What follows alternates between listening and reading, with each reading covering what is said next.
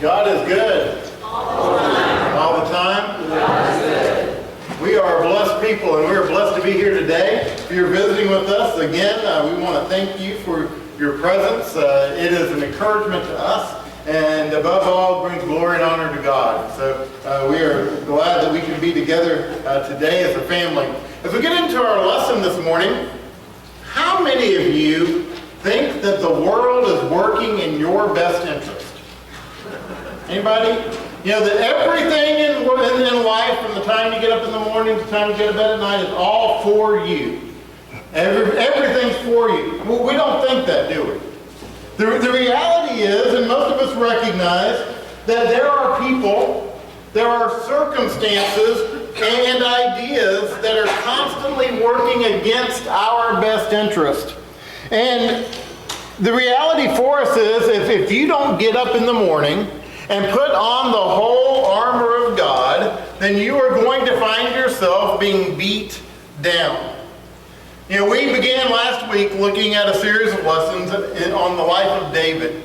And as we go through the life of David, we will find that there are a number of giants that he kills along the way.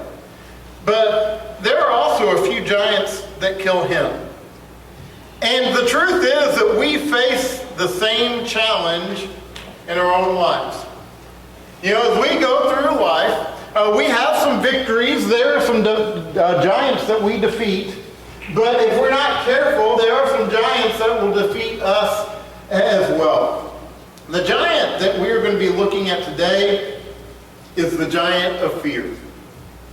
And we all recognize that everybody is afraid of something. Now today we're not talking about those physical fears like being afraid of spiders or snakes and that type of thing. We're talking about the deep-seated, the emotional fears that we deal with in life. And we know that fear can actually be good, because fear is an emotion that was given to us by God for a purpose.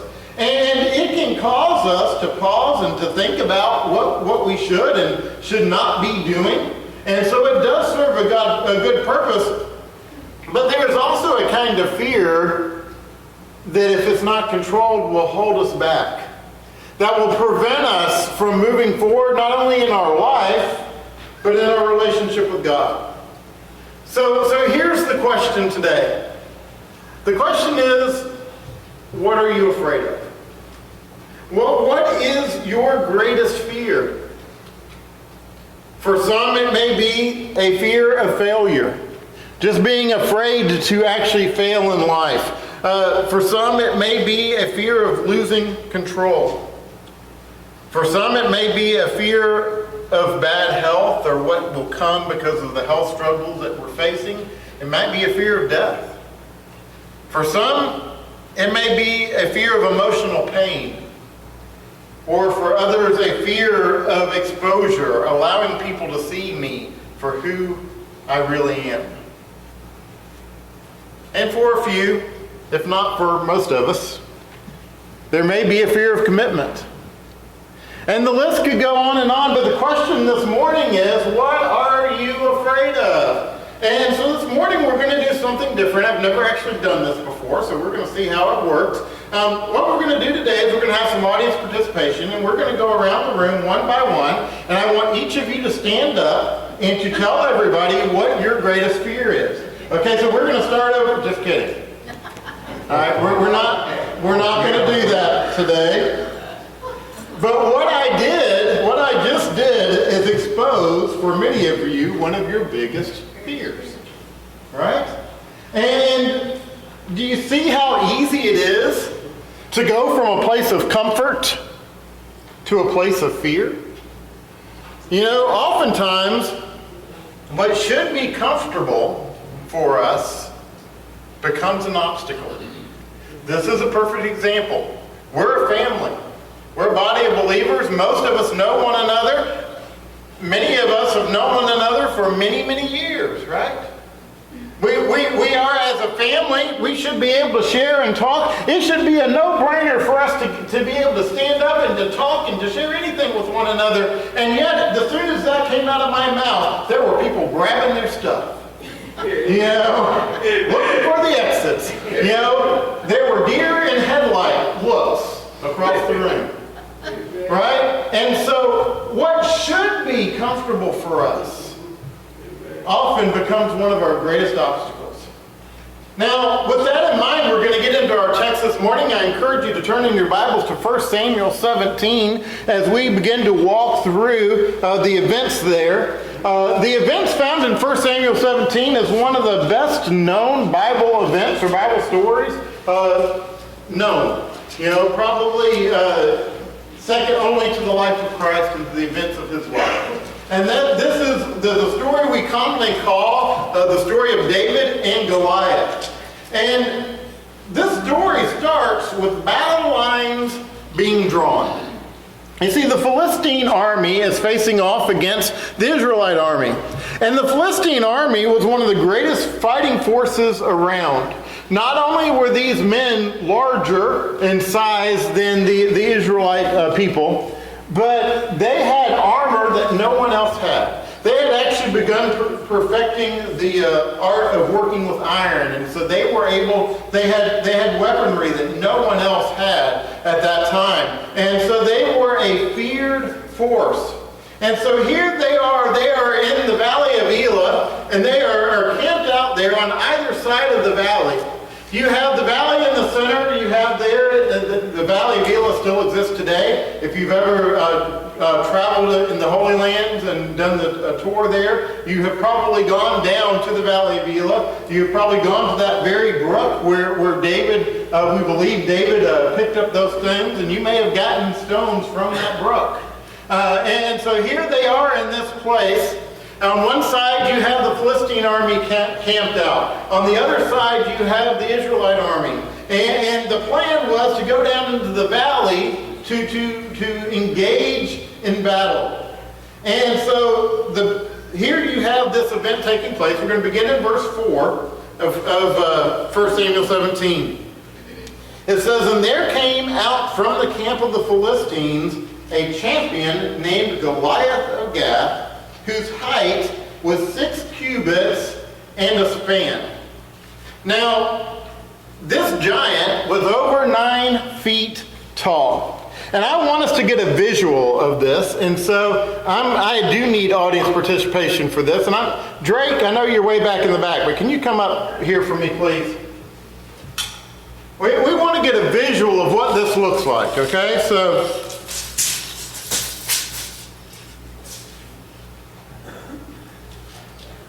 we're about, let's see, about right here is where we should go. I want you to come around, go on this side if you will. And I want you to come up to this step right here for me. Don't fall or your wife will kill me. All right, right there. And I want you to hold this up. Keep going, keep going, keep going, keep going, keep going. Right there. Right there. Now just stay in that position. Don't go anywhere. You've just got about a 30-minute sermon to stand through. So, all right. So, I want you to get this visual. Where his hand is up there, that's Goliath. The average Israelite male was 5 foot 6 inches tall. I'm 5'9", so we're going to go about right here. All right? That's the average Israelite man. That's Goliath. Okay? Now I need you to stay there for just a couple minutes for me. You doing all right? I'm good. All right. Let's go ahead and read a few more verses here. It says, he had a helmet of bronze on his head, and he was armed with a coat of mail, and the weight of the coat was 5,000 shekels of bronze. And he had bronze armor on his legs, and a javelin of bronze slung between his shoulders. The shaft of his spear was like a weaver's beam, and his spear's head weighed 600 shekels of iron, and his shield bearer went before him. So folks, here's Goliath. We most typically think of tall people as being very thin, right?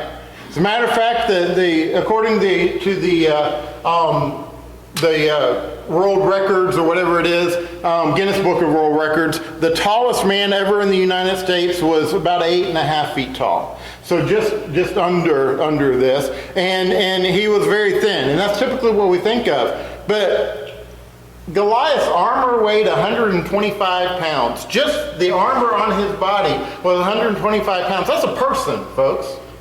He was carrying around a person on his body. And then on top of that, his spear weighed 16 pounds. Now, if you want to get an idea of what that's like, just go home today, rummage through your garage, get out your sledgehammer, because I know we all have one, right? Get out your sledgehammer and just try to throw it like a javelin and see how far it goes. Goliath was not a thin man. Goliath was a large giant. All right, thank you. You've done your job today. Good job. Check is in the mail. All right. So picture this. I want you to be thinking about this size comparison as we go through the story. You have this man who is bigger than anything these Israelites had ever seen before. Bigger than anything we've ever seen before, right? And he's got this armor that has been perfected by the Philistines. So it is a tremendous armor. He's got all this equipment that he has to fight with. Well, let's pick up in verse 8. It says, he stood and shouted to the ranks of Israel, "Why have you come out to draw up for battle? Am I not a Philistine? And are you not the servants of Saul? Choose a man for yourselves, and let him come down to me. If he is able to fight with me and kill me, then we will be your servants. But if I prevail against him and kill him, then you shall be our servants and serve us." And the Philistines said, "I defy the ranks of Israel this day. Give me a man, that we may fight together." And so here is this giant of a man. He comes out onto the battlefield. He is fully armed. And he begins to taunt the nation of Israel. And what he is calling for is what's called representative battle. In other words, each side chooses one man. Those two men come out, they fight, they have a duel in essence. Whoever wins that battle wins for their nation. And their nation claims victory in that battle. That's what this Philistine was calling for. And he says, "I defy you to do it." Now look at their response. Verse 11. When Saul, King Saul, and all Israel heard these words of the Philistine, they were dismayed and greatly afraid. So here you have the king, King Saul, and you have his nation and his army, and they hear this taunt, and they are cowering in fear. And that brings us to the first point this morning, and that is that Saul had a giant problem. Saul had a giant problem, but my question this morning is his giant problem Goliath? Or is his giant problem fear? You see, as you read on, we find out that they had been doing this, playing this game for 40 days. For 40 days, for over a month, every day, Goliath would come out onto the battlefield. Every day he would challenge them. Every day the Israelites would cower in fear. Day in, day out, over and over and over again. And probably, had not David come onto the scene, they may still be there. You know, nothing was changing. You see, the reality is they were frozen. They were stuck in fear. But a giant is anything that defies the power of God in my life. If it defies the power of God in my life, it is a giant to me. A giant says, "I dare you to trust God now. I dare you to trust God in the situation that you're in." A giant says God's simply not big enough to handle your struggle. God's simply not strong enough to handle your situation. And so fear overtakes us, and fear causes us to stay in position. That's what was happening to the Israelite army. Do you see their problem? Their giant was not Goliath. Their giant was fear. The reality for us today is we have been dealing with a tremendous fear problem, and it's been involving a pandemic. And there have been many, many, many people who have been caught up in fear. And before you in your mind start thinking, oh yeah, I can think of those people who are all afraid. Just think about it for a minute, right? You've got people who are afraid not to wear a mask. And then you've got people who are afraid to wear a mask. You've got people who are afraid not to get the vaccine. Then you've got people who are afraid to get the vaccine. We've got people who are afraid of what will happen if our government doesn't get control of the situation. And then we have people who are afraid of what will happen if the government does try to take control of our situation. And guess what we're all doing? We're all sitting here in fear. Maybe different sides of it. But before we start pointing fingers at other people, we need to point the finger right at ourselves and realize we're dealing with the same issues. We're all dealing with fear, just in different ways. And what has it done? It has caused our country and our world to become stuck. It has caused us to become stuck in our individual lives, and it has even affected the Lord's church, where we have been, not just at PGR, but throughout the world. We're just sitting in place treading water, folks. We're just trying to hold on. Preach it. And we're saying, man, if we can just get through this pandemic, once we get through this pandemic, just watch out, we're going to go. But as long as we're in this pandemic, man, we're just too afraid to move. We're just going to sit here for right now. That's the giant of fear. That's what the giant of fear does. And fear is the opposite of faith. And so Saul had a giant problem. But then enter the picture David. And David has a giant God. Saul had a giant problem, but David had a giant God. Now, because David has a giant God, he's got a giant faith. And we're going to see that develop, not only this week, but in coming weeks. But while David's brothers are camped out on the battlefield, and every day for 40 days they're going out there, they're hearing Goliath's taunt, and then they're coming back running in and cowering in fear. While they're doing that, David's back home and he's taking care of the sheep, because David, as the 8th child, he was responsible to be a servant of the family, and so he's at home caring for the sheep. He's not a warrior. But his warrior brothers, now as we enter into 1 Samuel 17, these warrior brothers need food. And so David is given the task, as a servant brother in the family, he's given the task to take food to his brothers on the battlefield. Let's get down to verse 22. It says, and David left the things in charge of the keeper of the baggage and ran to the ranks and went and greeted his brothers. And he talked with them. Behold, the champion, the Philistine of Gath, Goliath by name, came up out of the ranks of the Philistines and spoke the same words as before. And David heard him.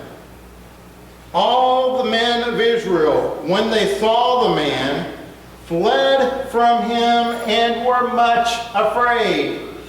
So picture this. Look at the contrast. David's talking to his brothers. Out comes Goliath. Goliath gives his taunt.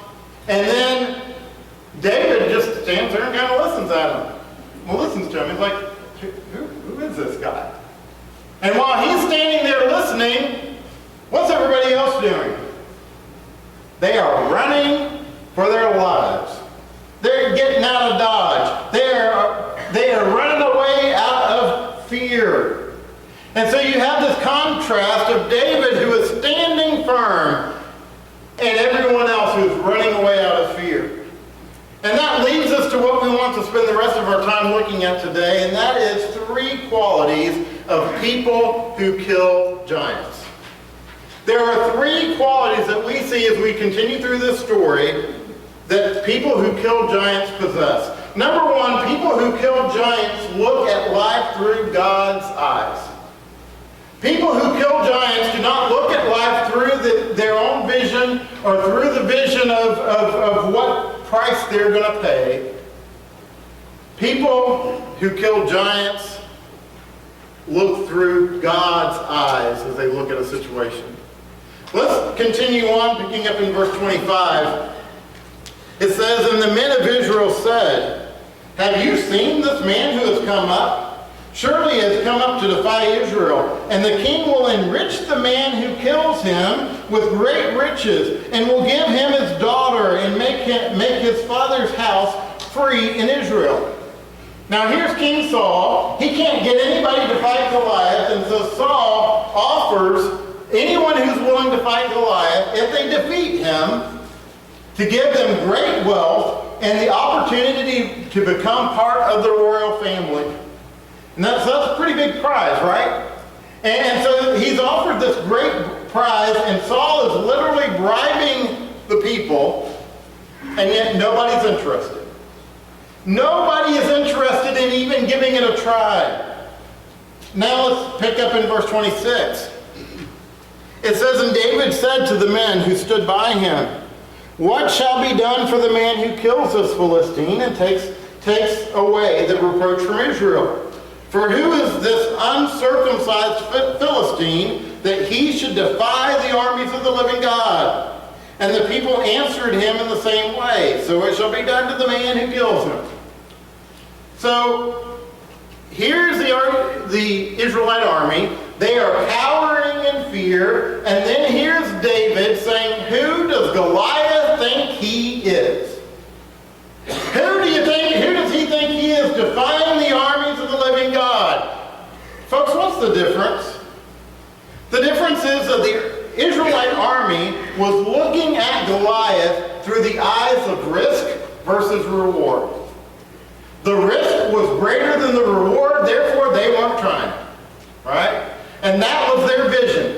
Their vision is it worth it? Because the reality is, if I'm the richest man on earth and I'm part of the royal family, but I'm dead, I haven't really gained anything, right?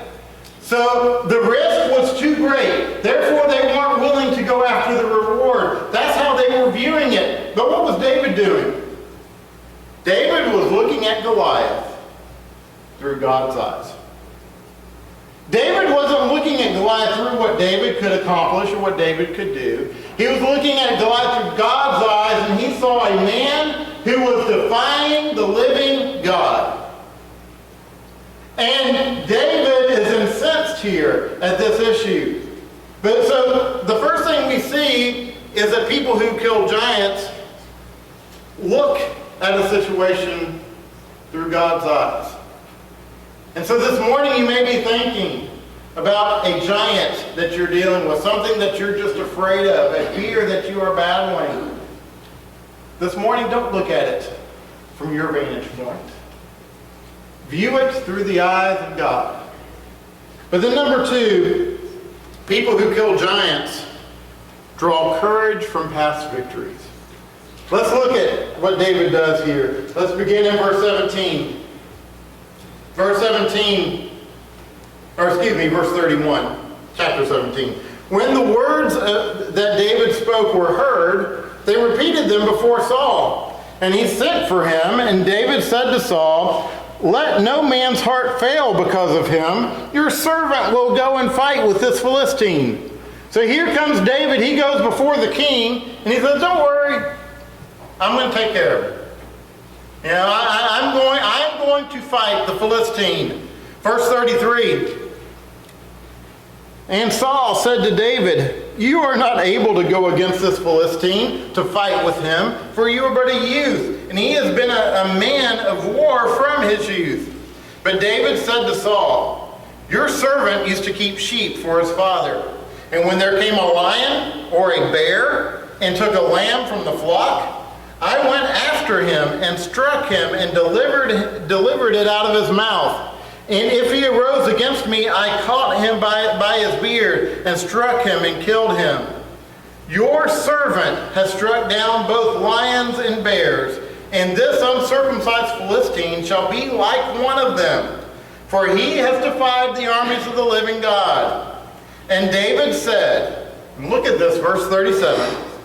And David said, the Lord who delivered me from the paw of the lion and from the paw of the bear will deliver me from the hand of this Philistine. And Saul said to David, go, and the Lord be with you. What is David doing here? David is building on his past. David is saying, God gave me the victory over these wild animals, and he will give me victory over this wild giant. David took no credit for his past victories. He gave all credit to God. And he said, God will deliver us. God will do this. You see, when we just stop and remember that God has been faithful in the past, it gives us courage to press for the future. You see, when I look back and I look at all the times in my life that God has been there, that God has gotten me through, that God has given me the victory, and now I'm looking at this great obstacle in front of me that just scares me to death. All I've got to do is look back and see what God's done in the past to know that he can do it again. He did it before, and he'll do it again. You see, people who kill giants look back to God's past victories. And we remember what God has done. We remember that God is good all the time, and we can overcome any challenge that might be in our way. But then the final point that we want to spend the rest of our time looking at this morning is this. People who kill giants give the battle to the Lord. You see, far too often we make it our battle. And when we make it our battle, guess what's going to happen? We will lose every single time. When we try to make it our battle and we say, well, I'm going to get through this myself. I'm going to do this on my own. I'm my own person and I can handle this. Folks, you're going to fail. Because we're not strong enough to do it by ourselves. When we recognize that it's not our battle, but the battle belongs to the Lord, because if you are a child of God today, you belong to him, and he takes on those battles. Anyone who is a parent understands that concept. How many parents here today have taken on battles that really weren't ours, but they were our kids? But because it was our child's battle, guess what? It was ours too. And we were going to fight with them. We were going to stand with them. Because they're our child. We belong to God. It's his battle. The battle belongs to the Lord. Look at verse 38. Then Saul clothed David with his armor. He put a helmet of bronze on his head and clothed him with a coat of mail. And David strapped his sword over his armor. And he tried in vain to go, for he had not tested them. Then David said to Saul, I cannot go with these, for I have not tested them. So David put them off. Now picture this. Here you have the king. King Saul had position. He was king over Israel, right? He also had size. He was one of the largest men in Israel. He was 6 feet tall. So he had size over all the men in Israel. And he has the greatest armor that money could buy in Israel. And yet what is he doing? He is sending a boy to fight his battle. He's sending this boy, this child, this young man, in to fight his battle. Why? Because that's what fear does. Fear immobilizes us, and it calls us to call on other people to fight our battles for us. And here, as we look at this story, Saul's not going to be the hero of the story. And he's not going to be the hero because he is too afraid to be an instrument for God. And from this day forward, Saul becomes irrelevant. Absolutely irrelevant. He'll still be in the story for a little while longer, but he's basically irrelevant now. Why? Because that's what fear does. Fear immobilizes us and it makes us irrelevant in God's service. Let's pick up in verse 40. It says, "Then he took his staff in his hand and chose 5 smooth stones from the brook and put them in a shepherd's pouch. His sling was in his hand and he approached the Philistine." So now here David is in the valley of Elah. He goes and he's got in his hand his shepherd's staff. Folks, it was a stick, right? He's got a big old stick. And then he's got his sling, which is basically a leather string with a leather pouch on the end of it. And what they would do is put a rock in that sling, and they would swing it like this, gain momentum, and then let the rock fly. That's what he had. Then he goes to the brook and he picks up 5 stones, 5 rocks. And he begins to approach the giant Goliath, fully armed, with a staff, a sling, and some rocks. Verse 41.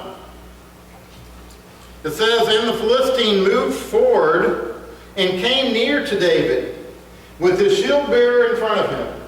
And when the Philistine looked and saw David, he disdained him, for he was but a youth, ruddy and handsome in appearance. And the Philistine said to David, 'And am I a dog that you come to me with sticks?' And the Philistine cursed David by his gods. The Philistine said to David, 'Come to me, and I will give your flesh to the birds of the air and to the beasts of the field.'" And so here, picture what's happening. Here Goliath is facing David. Or David's facing Goliath, I guess. Goliath looks at him and he said, "You've got to be kidding me. 40 days I've been taunting you guys, and this is the best that you've got? This little boy is not even armed?" He says, "I'm going to chew him to pieces. I'm going to feed him to the birds. Just wait." But look at David's response. Verse 45, it says, "Then David said to the Philistine, 'You come to me with a sword and with a spear and with a javelin.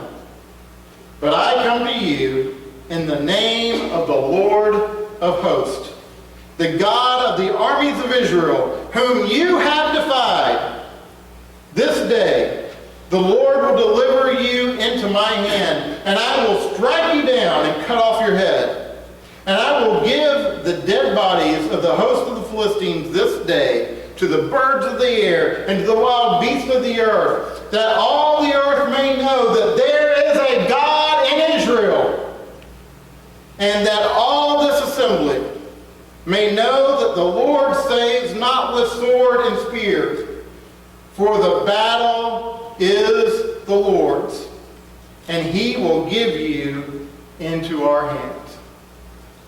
Folks, David had a giant God.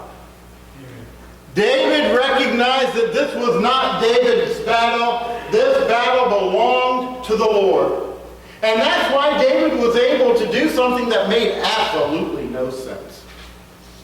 Most of us, if we had been an Israelite soldier watching this go down, we would have been probably taking bets, right? We'd be saying, "This is ridiculous. What does he think he's doing? He's going to die." Why was David able to do something that no other man was able to do? Because David recognized this was God's battle, and God does not lose. When we recognize that it is God's battle that we're fighting and not our own, folks, we know victory's coming. Because God does not lose. Let's read on. Let's conclude with what happened here. Verse 45.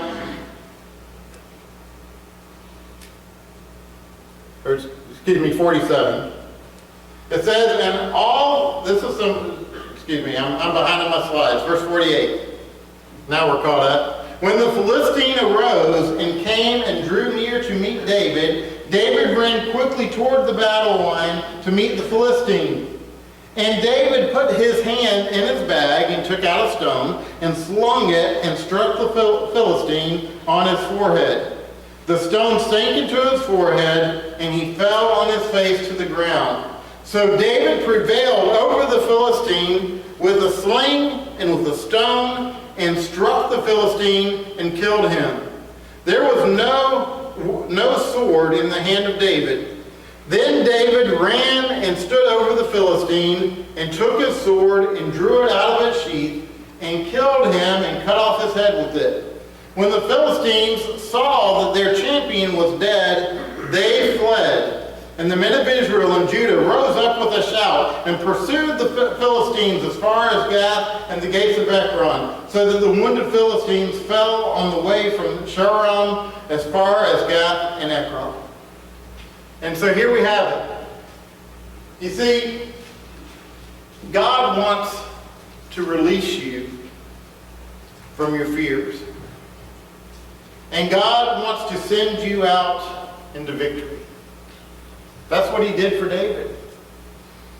David, I'm sure, had fears, but he didn't show them. Why? Because he was seeing things through God's eyes. He was remembering God's past victories. And David recognized that the battle belongs to the Lord. And so the question that we close with this morning is the one we opened with. What are you afraid of? What is your fear? When you name that fear this morning, you have the option of replacing it with faith. Recognizing that your obstacle may be big, but guess what? Your God is bigger. And because of that, the battle belongs to the Lord. Do we know what's going to happen as we go through this pandemic? I don't know what it's going to look like. A year ago, I could have told you exactly what it was going to look like. Right now, folks, I don't have a clue, neither do you. But guess what? The battle belongs to the Lord. Amen. Do you know what's going to happen in your life with the challenges that you're facing right now? It might be relationship challenges, health challenges, work challenges, spiritual challenges. Do you know what's going to happen? None of us know, but guess what? We don't have to worry because the battle belongs to the Lord. Amen. Whatever your fear is this morning, replace it with faith. See the battle through God, see the giant through God's eyes. Look back to what God's done for you in the past and trust in that He can do it again. And finally, trust and recognize that the battle belongs to the Lord. If you're subject to invitation this morning, we invite you to come and stand as we sing.